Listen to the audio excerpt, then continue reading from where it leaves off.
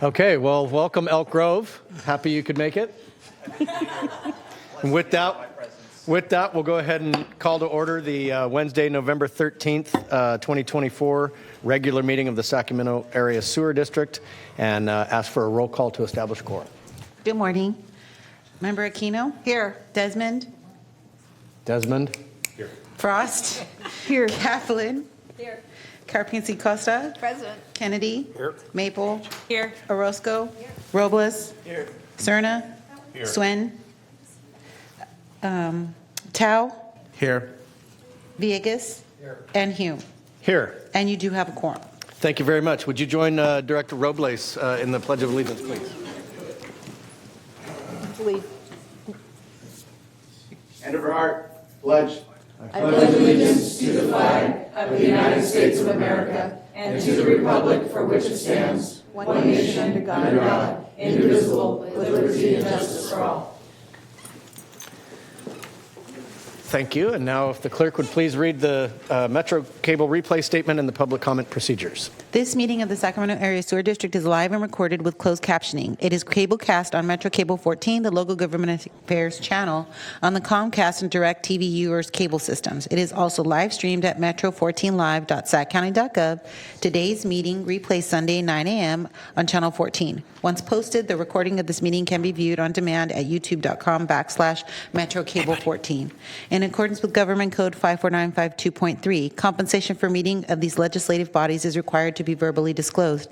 The amount of $100 will be paid for each member participating today as a member of the Sacramento Area Sewer District. Compensation for Sacramento County supervisors and City of Sacramento council members is paid to the county and city respectively to partially offset the cost of those governments. Compensation for other board members is delivered to the individuals. To make a public comment, please complete a speaker request form and hand it to the clerk. The chairperson will call your name when it's your turn to make a comment. You may send written comments by email to boardclerk@saccounty.gov. Your comment will be routed to the board and filed in the record. And that concludes the clerk's statement. Excellent. Thank you. And that brings us on to the first items, which is the consent matters, items 1 through 14. Is there any item that a director would like to ask questions or have pulled from the consent? Move consent. I have a motion from Director Cerna. A second. Was that from Desmond? Okay. All those in favor signify by saying aye. Aye. Aye. Any opposed? Any abstentions? Consent calendar passes. On to item number 15, which is public comment for items not on the agenda. Looking into the audience, I don't note any members of the public rushing the podium. So we'll dispense with item 15, move on to item 16, Sacramento Area Sewer District separate matters, the miscellaneous director and district engineer matters.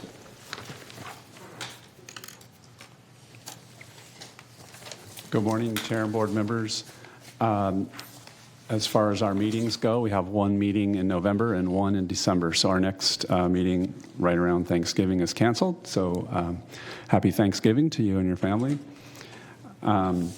And then we're going to do our continuing series of meeting our section managers. So I've got a couple of section managers today, Paige Bettigrew and Linda Stevens. And I'm going to start with Paige Bettigrew.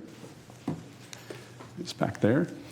I'd like to introduce you to Paige Bettigrew, Sac Sewer's Public Information Manager. Paige's journey began with us in 2008 when she first interned in our communications department while earning her bachelor's in public relations at California State University, Sacramento. Little did she know that her passion for sewer systems would become a career calling. She gained invaluable experience in the private sector where she designed and implemented communications strategies for a number of clients, including several utilities. Driven by her goal to fulfill the duties of what we like to call a sewer nerd, she rejoined our team in 2018 as a senior public information officer. She championed many of our major initiatives in this role, from advertising and stakeholder awareness to community engagement and construction communications.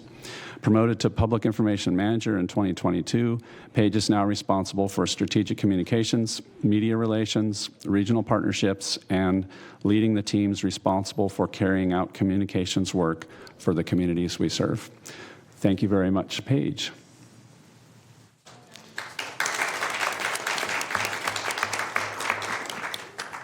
All right, and next up is Linda Stevens. Linda started working for SacSewer in 2002 in the wastewater source control section of the Policy and Planning Department. She's currently an Environmental Program Manager 2 and has been the section manager since 2021. She started her career in environmental consulting and occupational health and safety services before working at SacSewer. Her section implements the federal pretreatment program and local program permits, tracks pollutants of concern, and provides pollution prevention outreach. She and her staff are responsible for protecting the conveyance system, workers, the environment, and the treatment plant from the harmful effects of sewage discharges. And I believe Linda would like to say a few words.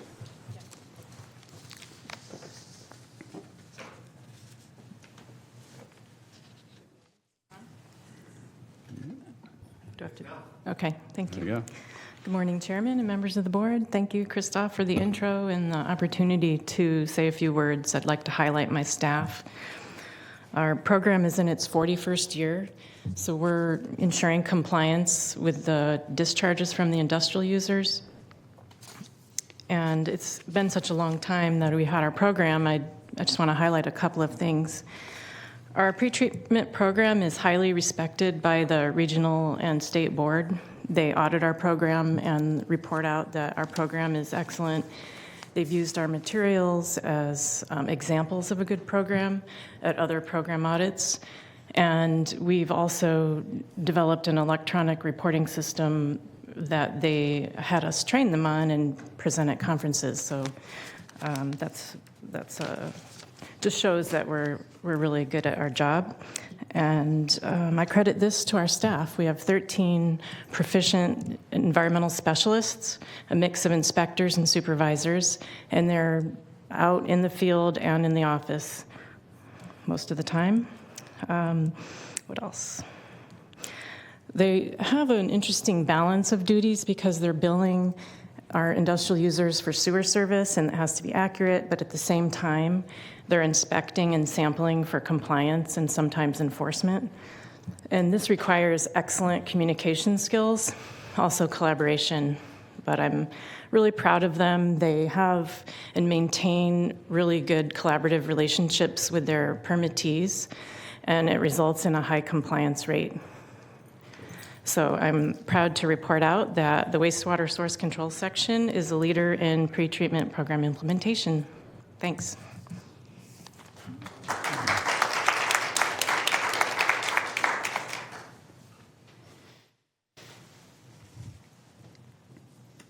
That's all for me. That's it? That's it. Okay, very good. How about directors? Anything from directors? Yeah, Director Villegas.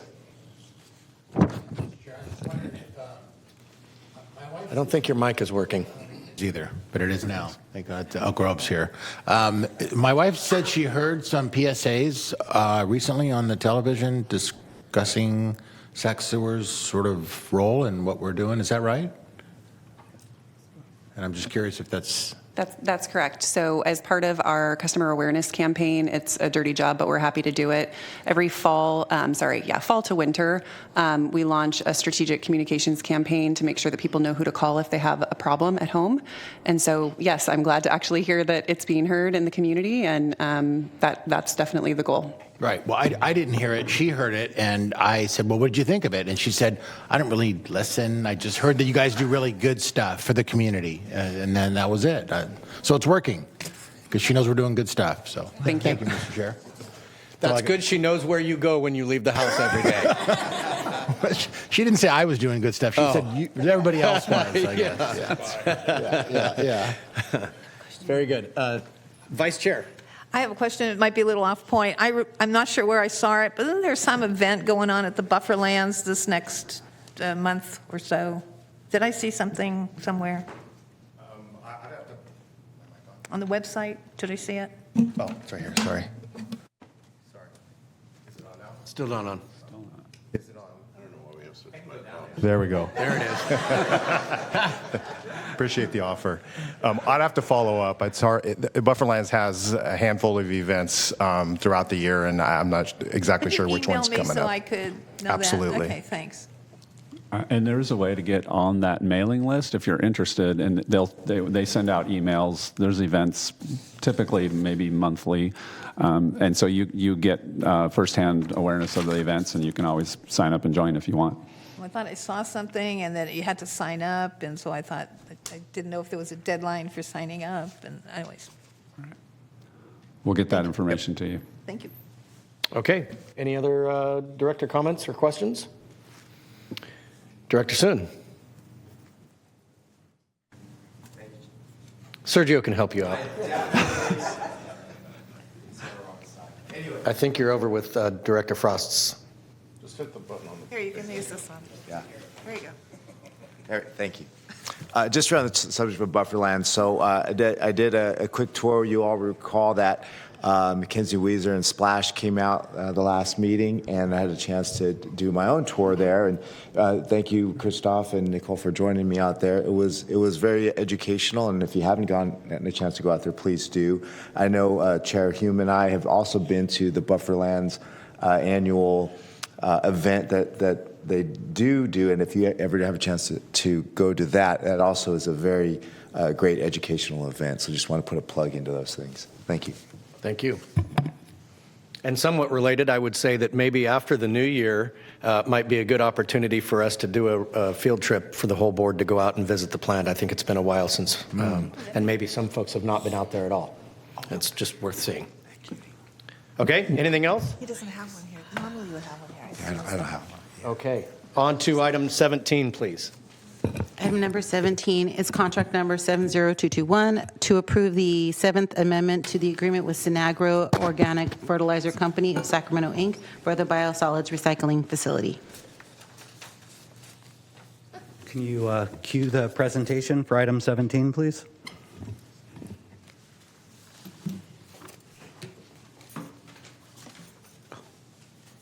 One side today. All right. Good morning, Chair. Good morning. Members of the board. I'm Steve Nabazic, and I'm here today to discuss the biosolids recycling facility. Last year, we shared the results of our biosolids recycling evaluation with your board, and that evaluation identified the BRF biosolids recycling facility as the most cost-effective way to continue our commitments to recycling biosolids. And after the discussion, your board directed staff to negotiate a 10-year extension with Sinagro.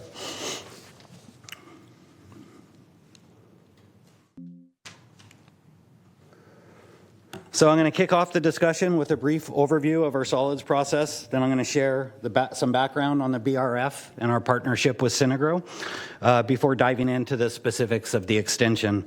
I'll also discuss some of the bigger picture considerations regarding our solids operations before closing with staff's recommendation.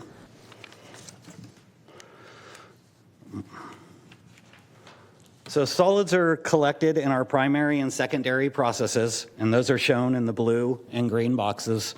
And they're sent to the digesters for treatment, where they are broken down and stabilized. And the digesters are shown in the red box. Leaving the digesters, one of two pathways can occur after digestion. About 20-25% of our biosolids go to the biosolids recycling facility. That's shown in purple on the screen. And there it's dewatered, thermally dried, and processed into renewable fertilizer pellets used locally on farms. The remainder of our biosolids, about 75 to 80%, they're sent out to our solid storage basins, and those are depicted in yellow, the yellow boxes up on the slide. The SSBs provide additional stabilization for the biosolids. We get rid of a little material in there as they stabilize, but really it's acting as a wide spot in our line and lets us provide storage because we are only harvesting biosolids out of those ponds for application onto the line dedicated land disposal units during the summer months. So the land dedicated, the lined dedicated land disposal units, our LDLDs, are the four rectangular boxes shown with the yellow arrows going to it. We are in the process, your board approved over the summer, we're in the process of designing LDLD, designing to line a DLD that's been closed for some time to provide us with a little additional on-site disposal. We just kicked off that design in January. So the Synagro partnership, the BRF, it's a public-private partnership. It was initiated in 2002. That's when the contract documents were signed. Synagro achieved commercial operation in December of 2004. That's what started the 20-year clock ticking on this agreement. The agreement will expire next month if no action's taken today. And as part of the agreement, Regional Sand pays a capital and an operational fee, and Synagro is responsible for all aspects of the operation. They own and they operate the facility. They have for the last 20 years, and we're proposing that they continue that for the next 10. The BRF produces 7,300 dry tons of fertilizer pellets annually, and as I said in the previous slide, those are used at a local farm, Silva Valley Farms. And it's really this commitment to these types of efforts that reinforce Sac Sewer's value of environmental stewardship. Hang on just a second. Yes. Director Villegas, did you want to speak now or at the end? Oh, okay. Sorry. That's all right. I'll keep it brief if you guys do your part.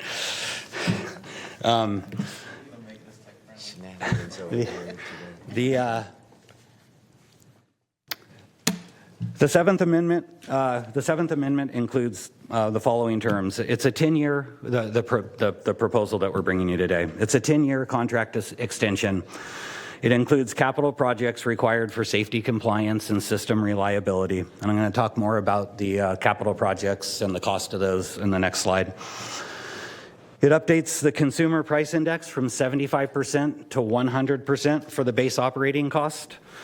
And it also updates the variable operating cost. And that variable operating cost is just a price that we've established for additional processing of the biosolids above the base 7,300 dry tons a year. So it gives us the ability to process a little bit more, create a little bit more fertilizer pellet. There are some other minor administrative revisions, like we are Sac Sewer now, we're not Regional Sand, some minor things like that. As far as capital projects, we've identified about $12.4 million in capital costs, and they're pretty much required to meet safety compliance and our system reliability needs. The projects that are listed on this slide, I have them broken down to what's considered safety versus reliability upgrades. They're going to be delivered in the first 2 years of the contract extension, and Sac Sewer will have oversight on the process, the design, and the oversight of the construction of those projects. The safety compliance upgrades represent over 40% of that $12.4 million of capital costs that I mentioned. And the reliability upgrades are needed, even though this facility, Synagro's been a great steward of the facility. They've heavily maintained this facility, but just the drying of these biosolids is very abrasive. This equipment is just at the end of its useful life. There's only so much repair you do before you replace and you start over. So these are the improvements that we've identified that we're going to need to meet our reliability, the reliability needs we have over the next 10 years. 10-year estimated costs. This table isn't super intuitive, so I'm just going to walk through a couple lines. Really what we're trying to do here is just be as transparent with your board as we can and let you know where the monies have the ability to outflow on this contract. The capital project costs with contingency, just as stated on the previous couple of slides, $12.4 million. Synagro is on the hook if the capital improvements come in above 12.4. That's where we've left it. If there's any reason for additional monies beyond 12.4, we'll be standing in front of your board to ask for it. The base operating cost of about $50 million over these 10 years, that's the cost for them to operate the facility and produce the pellet. It ranges from about $4.5 million in year 1 to about $5.5 million in year 10. It is just the cost to keep them operating the facility. The variable operating cost, if Sac Sewer hit the lever and asked Synagro to produce all the overage that we're allowed to, over the 7,300 dry ton base that we're allowed to ask them to produce in the contract, that's the additional amount that we would pay if we hit that lever. So it's to let your board know that we have the ability to do that depending on our solids inventory and our needs. The opt-out cost, that's just if we want to walk from this contract, $327,000 in year 1, in year 10, and in any other year. And the electricity and natural gas, really what we're trying to point out there is it is expensive. Biosolids are very wet, and we have to dry them out, and it's the first step. So anytime you're going to get a beneficial use out of the biosolids, a lot of time, a lot of energy and whatnot's involved because of the water content. So we are paying for the electricity and the natural gas to process these biosolids. We pay those bills directly to PG&E and SMUD, but they do support the contract and the production of the fertilizer pellet, so we want to make sure that you're aware that they exist. But all that said, if you take the terms of this contract, this 10 years, versus the terms of the previous 20-year contract, we're saving about $1 million, $1.5 million over the 10-year term to a comparable 10-year term on the first. And where you're saving the money is on the capital. We're paying about $3 million less in capital over the next 10 years because we have smaller capital expenditures, and we're paying slightly more for the staffing of the facility. But it's a net comparable decrease in cost on the order of $1 million over the 10 years. So just before closing out this presentation, just want Hang on to... just a second. Director Cerna. Yes. Thank you. If you can go, yeah, thank you. The footnote there, are you looking at, you have a number of line items that are referencing cost due to inflation. Yes. Is that an inflation factor that's based simply on cost of living, or is that an inflation factor that is specialized per some industrial comparable, like ENR is used for capital projects? This is just the basic California Consumer Price Index that was used in this contract, and to estimate the values for all of those starred lines, we're estimating 3%. So that's the escalator that we put in there for CPI, and Synagro, under the terms of this contract, is they're at the receiving end of 100% of that CPI. And as far as you know, that's a typically well-used or referenced inflation factor, the change in CPI? Not being an expert in that field, what I will say is it served us well, I think, for the first 20 years. Okay, thanks. Director Carpenter-Casa, Vice Chair. Okay. Is this on? Okay. So I'm not sure how to phrase the question, but is this take into consideration that SMUD plans to have no electricity by 2030? And I know a lot of industrial and manufacturing. Will still have electricity, just be carbon-free. But I know that a lot of our businesses cannot establish what their electricity needs because of SMUD's policies. Does this consider that there may be challenges to electricity issues? Well, I see it in other businesses. I just wonder if it pours over to us. I'm not aware of that pouring over to us, and we are in the process of situating ourselves and bolstering our renewable energy delivery with the Biogen project. That should be delivering a significant amount of our needs. We're going to grossly reduce our load or the amount of electricity SMUD has to provide us in about a year and a half when that project comes online. But this is a bill to them, not to us, right? This is a bill they bear.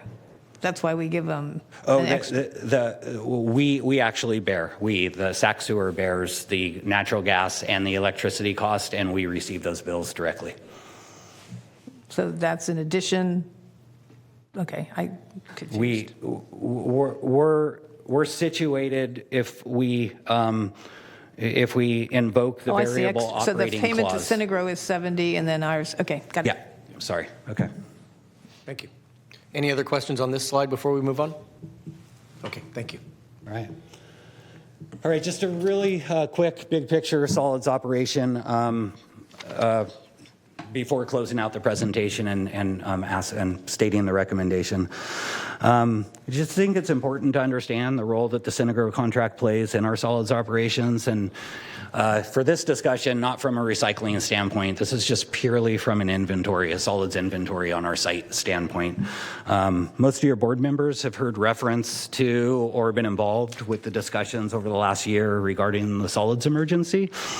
And to put it somewhat simplistically, with our new liquid processes, the dynamics of our solids operations have changed. We're essentially capturing more solids. We have the same wastewater that we did before BNR. We're capturing more solids in our process, and those solids that are captured are less volatile. So we're not breaking them down as much in our digesters, so that snowballs the effect a little bit. And when we do process them, they're not settling as well. And when you remember the slide towards the beginning of the presentation with all those yellow storage areas we have, those are challenged right now. We're having trouble getting 3 to 5 years of storage out of those with the way these biosolids settle. So what all that means is when you look at this table, 38,000 dry tons of biosolids. BRF can get rid of 7,300 of those for us, a recycled pellet going to local farms at a cost-effective price. That leaves us with a net loading of about 31,000. We lose a little bit of that through stabilization in the ponds of the biosolids. We're left where on-site we now need to deal with, we'll use the lower end numbers, about 28,000 dry tons of biosolids. We're able to get rid of about 18 to 20,000 dry tons of biosolids on an annual basis for our harvest operation. So for the foreseeable future, we have a net harvest deficit. You guys have already heard some items that deal with our supplemental harvest, and the supplemental harvest comes at a cost. And really, I think the takeaway point here is the BRF and a 10-year extension with Synagro is the most effective, cost-effective way to manage our inventory along with the supplemental harvest efforts until permanent measures are in place to handle kind of this new the new characteristics of our solids that we're working through right now. So with that, our staff recommendation is that the board approve the 7th Amendment to the Synagro contract, extending operations for 10 years. And I'll take any additional questions. Okay, we have some. Director Kennedy. Thank you. Okay, so this is, other than the compliance and reliability upgrades, which makes sense, this is mostly an operations contract. Yes, sir, and pretty much status quo at that. Okay, so why, just out of curiosity, did we pick 5 years instead of 10 years? And the reason I ask the question is, I'm always looking at that, that makes this 30-year technology with enhancements, I understand, but so that makes this go up to a 30-year technology, and there is new technology on the horizon, I can only imagine, in this area. So why the 5 years, why 10 years instead of 5? Well, one reason for 10 is to get the reliability we need, we have to make some investments, and we have to make the $12 million of investment, and we do want to try to get somewhere out of those. The facility is operating well. It is an older technology, thermal drying, understood. There are newer, fancier technologies that we will be considering for the end of this 10-year run. But for where we are right now with the complications of our new solids, the solids paradigm we're in and everything, it just, for us, it makes the most sense to go with what, kind of the tried and true with what we're used to, something that we know is reliable, to keep processing and being able to get the solids inventory off of our site in the near term. Okay, thank you. Let me add one thing to that.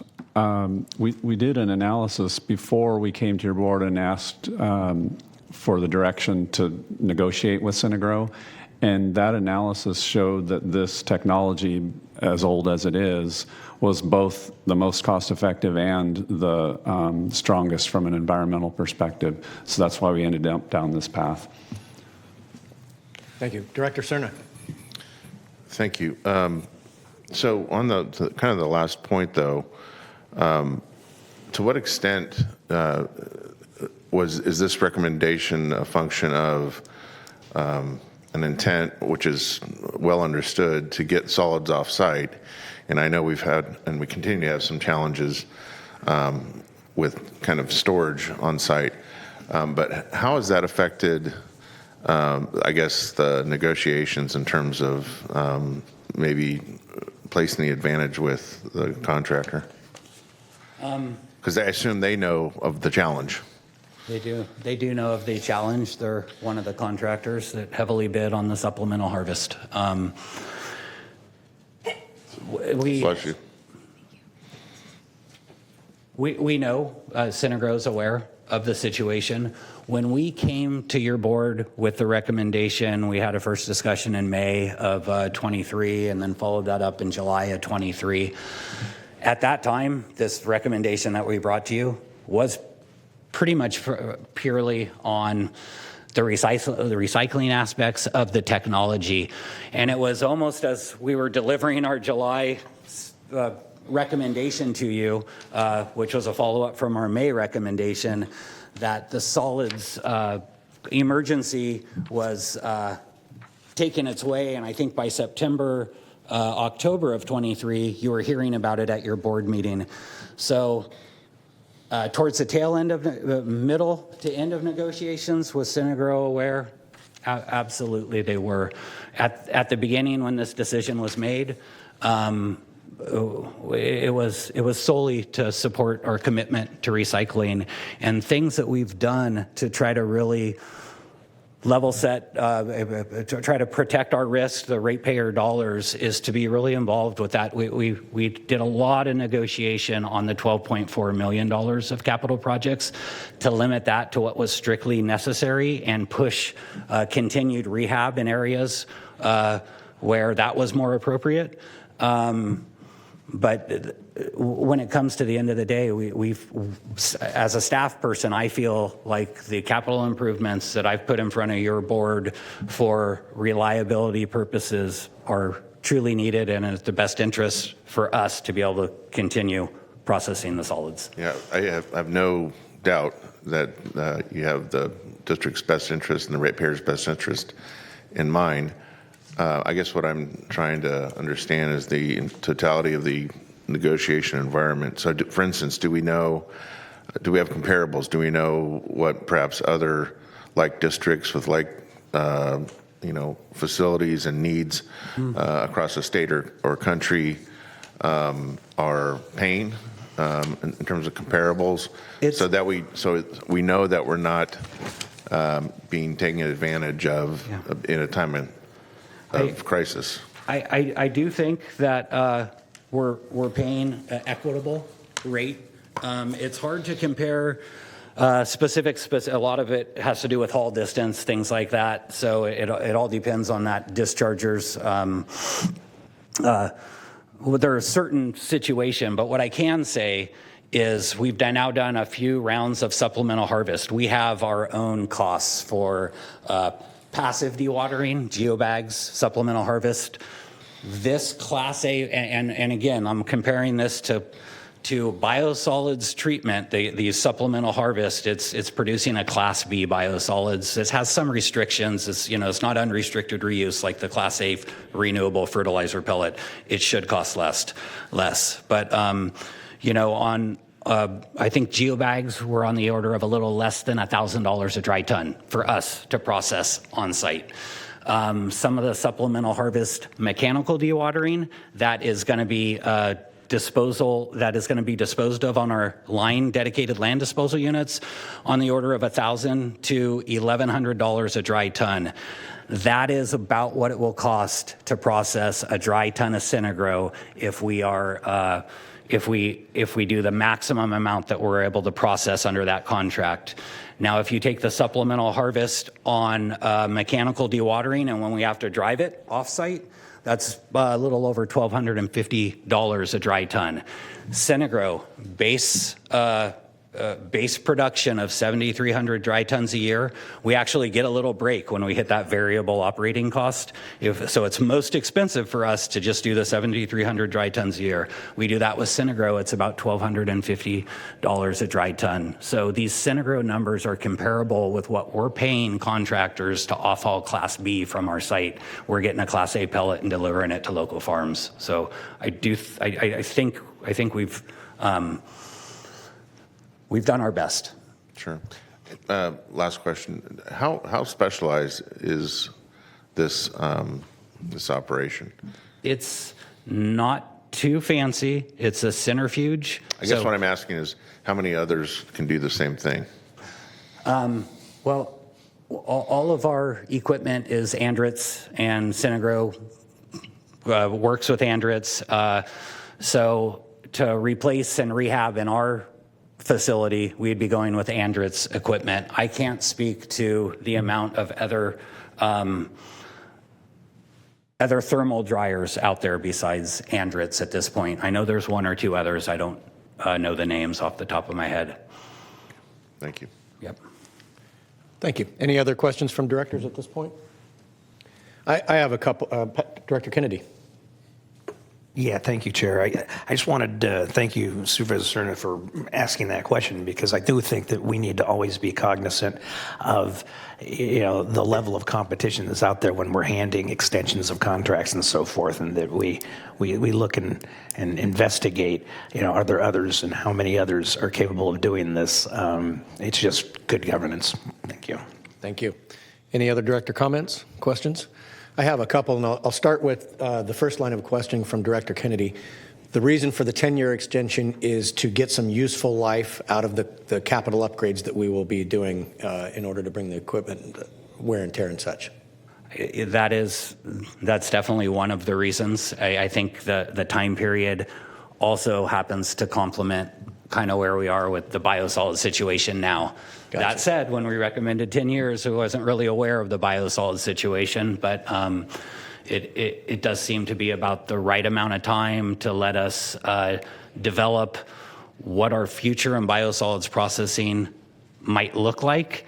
And if it does not include a facility like the BRF, or does, it's kind of the 10 years is a kind of a good time period about when we'd be making that decision, I think. It is about it's going to take us a few years to design the processing improvements that we're working on right now. We call it our biosolids disposal plan. And then that's going to be a series of projects, mechanical dewatering type things to implement in order to bring permanent measures on place and replace the supplemental harvest. It's going to take us a couple years of design, construction, and whatnot. It's going to take us probably a better part of 5 years before we start seeing some of those permanent things in place. So the 10 years seems to be about right. And so when you referenced the biosolid situation, that was the report we heard where the ponds weren't flowing correctly and we had islands being created and having to be mechanically macerated. And that is correct. Okay, and agitated. Okay.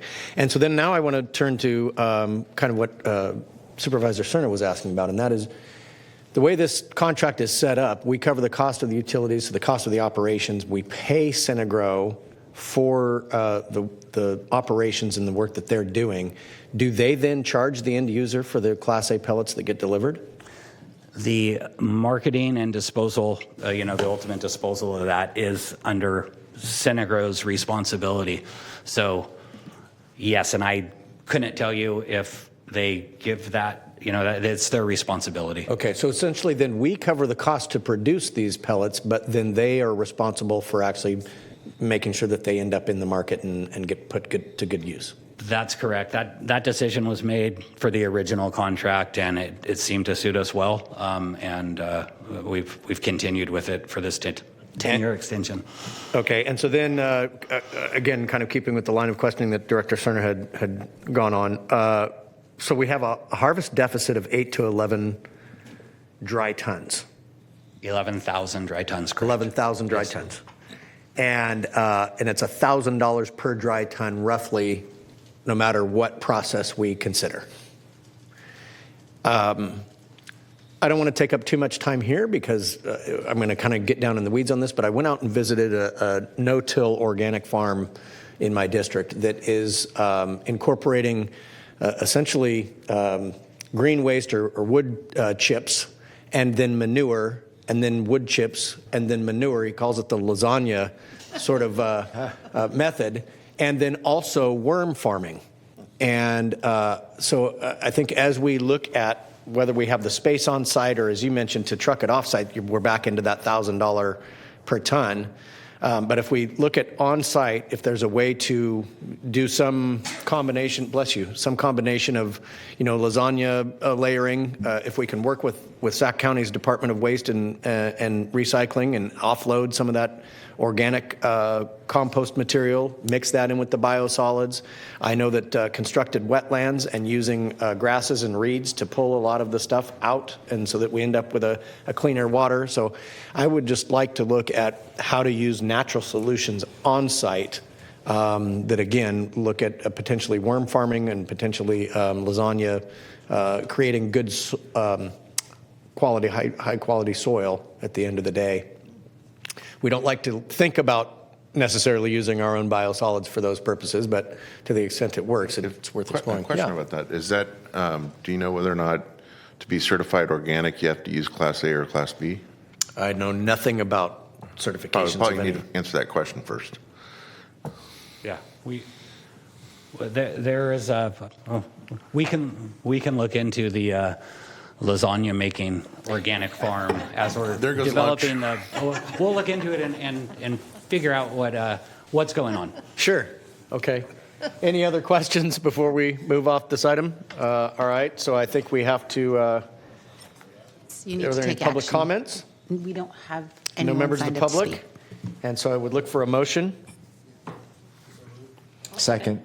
Motion from Director Villegas to adopt the resolution for staff's recommendation, and second from Director Maple. Any further comments or questions? All those in favor say aye. Aye. Any opposed? Any abstentions? Motion carries unanimously. Thank you. Thank you. On to item 18 now. Item 18 is to approve a salary schedule. Director Villegas. I think Sergio keeps doing it. Do we need to call the MPs? Have the member restrained?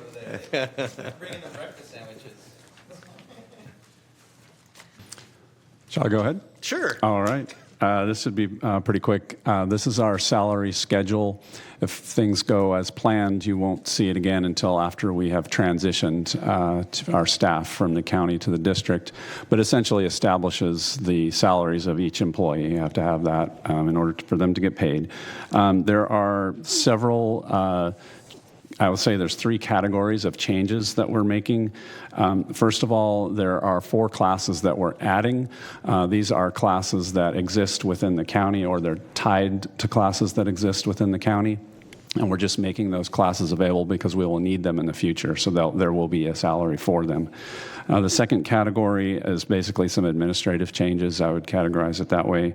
And then the third category are some minor adjustments. We're talking cent hourly in the cents range, just basically to conform our schedule to the counties. The county uses a document called the Alpha Class schedule, and we want to make sure that it is identical, because when you're calculating salaries, when you're talking about equity increases, COLAs, and differentials, depending on which ones you apply first, you can get a slightly different number, and so we want to just make sure it's exactly the same as the counties. So those are the changes that we're proposing, and we're asking for your approval to make those changes. Okay. Supervisor Cerna. Thank you, Chair. So I've had a chance to look at the salary schedule, and it appears that in terms of trying to avoid the concept of impaction here, you've done a good job, but I haven't scanned all steps, and I haven't scanned it per each unit necessarily. I've kind of just looked at a few.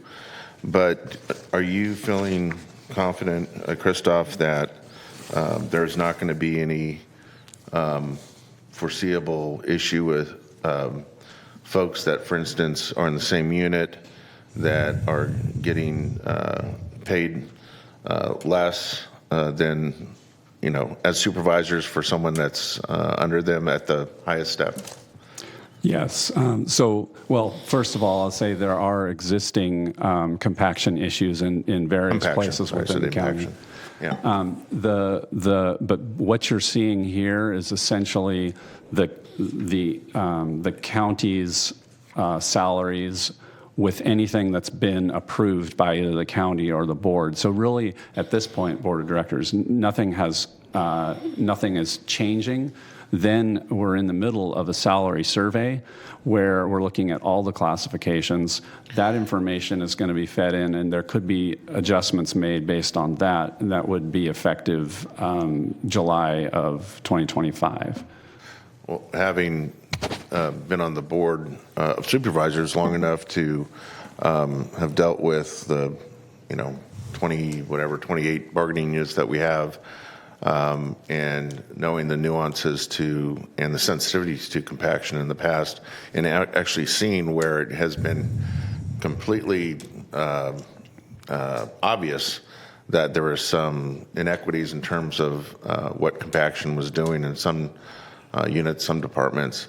I would really recommend that once the salary survey is complete, it gets fed into this after you use this as a kind of a base starting place, that be a high priority, because that can certainly weave its way in a sometimes ugly way into bargaining unit negotiations and other nuanced parts of what we are asked to do on occasion in terms of making decisions about salary adjustments. Absolutely. Thank you. Thank you. Any other director comments? I just have a question about methodology, not to get into the weeds on the individual class codes or steps, but particularly for the executive team, was there a compensation survey that was performed, and what sort of pool of utilities or comparables was used in that survey?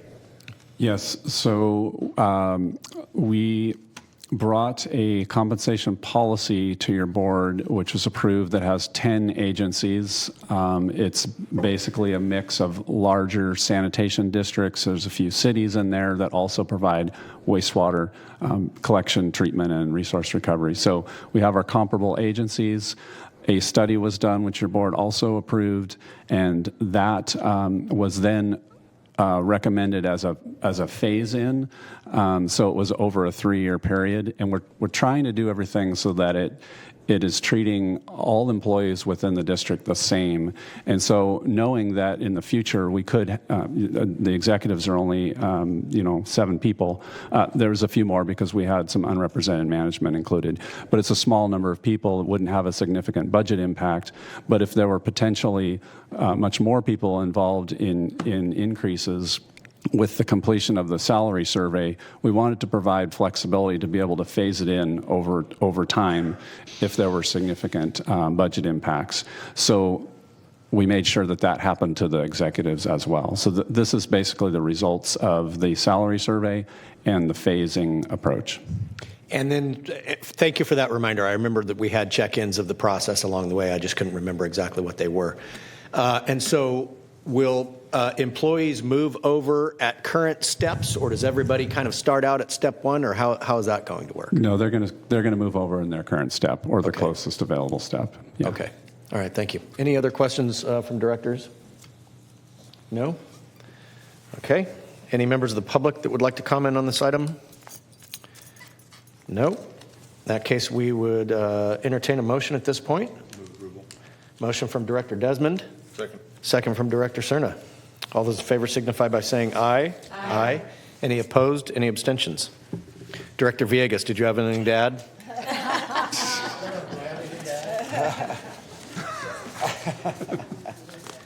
Hearing none, I believe that brings us to the end of our agenda. Yes, sir. We're adjourned. Thank you.